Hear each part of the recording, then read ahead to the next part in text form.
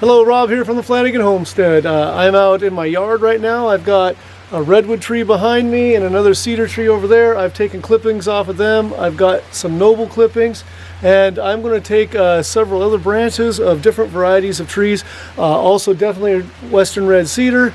The reason I'm doing this is for making wreaths that you sell at your Christmas tree farm, or just making them at home. What evergreen branches last the longest and do the best?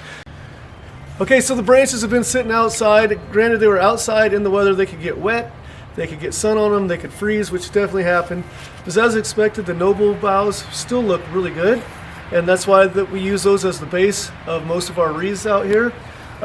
When you want to put things to accentuate or different color or different styles of branches in here, one of the common things that we use is cedar, and our cedar branch is still looking pretty good. I lost some of them, they blew off the deck. Some of them were looking a little bit more weathered than this, but the cedar held up well. The Doug fir doesn't look great, but doesn't look bad, but it's quite honestly not the prettiest branches. And the ones that I was really disappointed in are the coastal redwood. I have some on my property. There's other people that have it around here. Really pretty branch and waxy dark green. And so we've tried putting them in the wreaths this year, and this is kind of the result we got. They do not last nearly as long.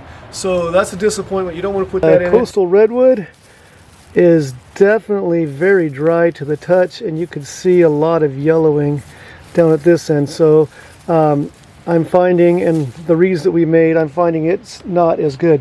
And these had blown off the table sometime, and I put them back up, but the western hemlock I didn't pick back up because I wanted you to be able to see this.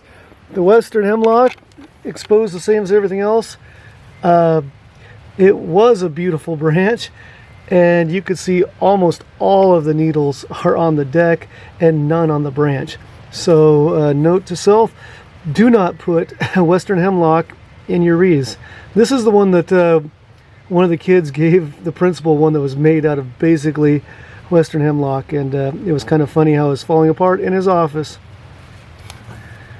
Not wreath making material.